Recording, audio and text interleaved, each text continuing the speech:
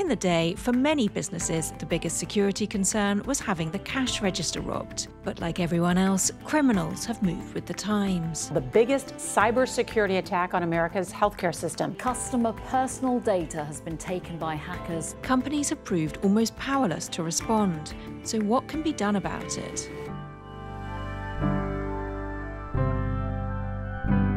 It used to be that if you were a ransomware outfit, you used to do that sneakily, subtly.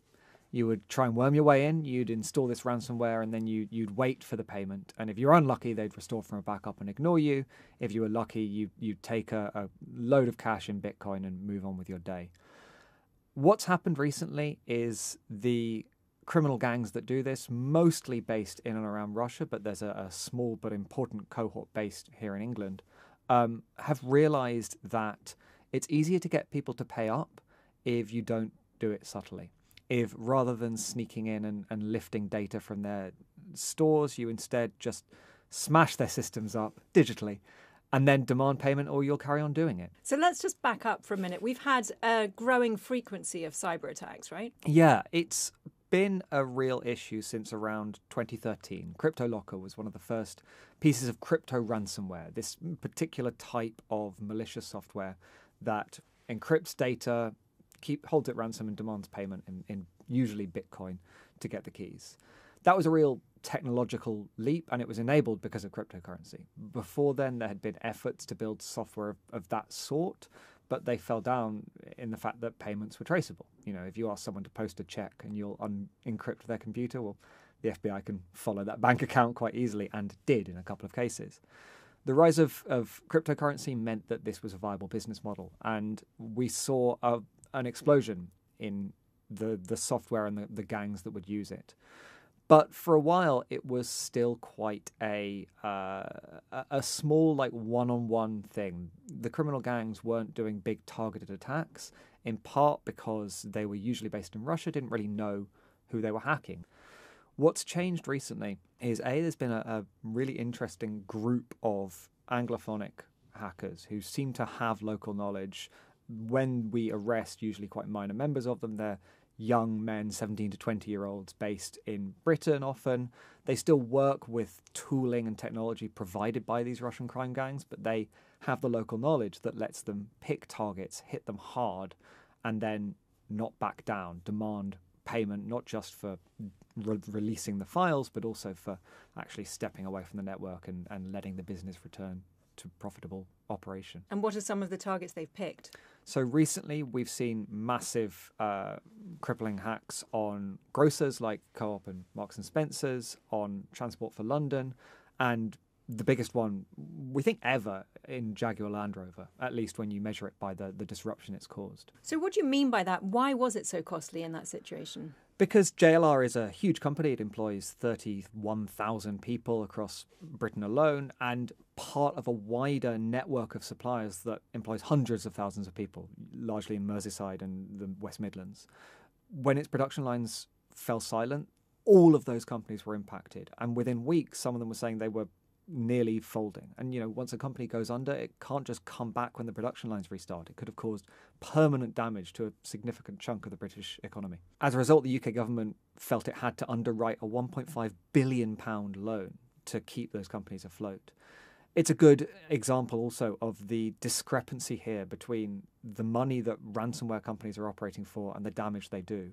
Globally, less than $1 billion in ransoms were paid to ransomware companies in 2024.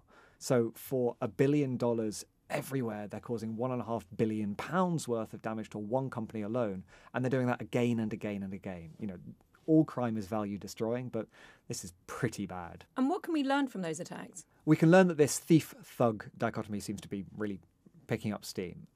These are not small attacks. These are not efforts to hold a hard drive hostage and get a small amount of cash. These are deliberately destructive. It's not taking the fact that they have data protection obligations and that they'll be embarrassed if their customer lists leak. It's using the fact that when these systems are so damaged and so locked up that Marks and Spencer can't run its logistics chain and get fresh food on the shelves. It can't do any click and collect ordering. Jaguar Land Rover has to just shut down the production line because the complex machinery that operates it can't run. So what should companies be doing? It's difficult to say. A lot of businesses did the easy stuff and stared at the hard stuff, be that embedded systems in robotic arms or even things like the room booking screens that companies like The Economist have around the office, and went, oh, maybe we don't have to do that. And it turns out you do. You have to fix everything because anything can be a way in.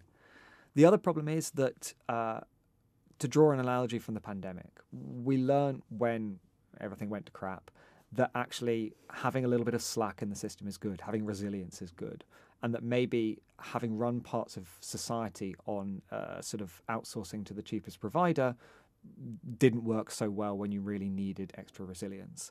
What I think some businesses are learning is that outsourcing core parts of their IT security to the cheapest provider is similarly having a problem. And it seems like one of the popular ways into ransomware in general is to call a large outsourced IT security hub and just keep going until you find the 40th, 50th call center handler who follows the script the wrong way and hands over credentials when they shouldn't. That can often be the toehold that an attacker needs to break into the wider network.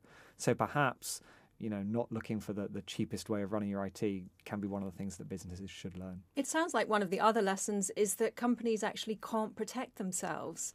Can governments help? Should governments help? Governments can help. One of the big things that governments can do is attack this as a supply-side problem. Criminal hacking is a business.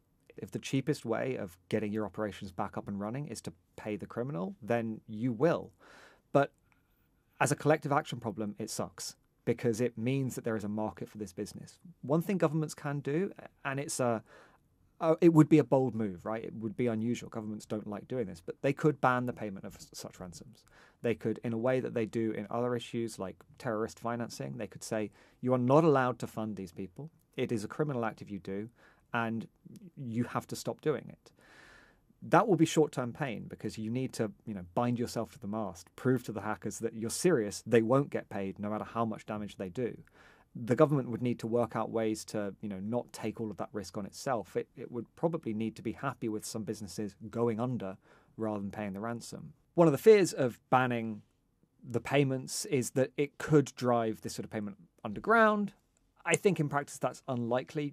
Big businesses tend not to actually deliberately break the law. Directors of large companies can be trusted, I think, not to do this. But there's also a case for greater transparency requirements here, forcing people to disclose when they have actually been hacked.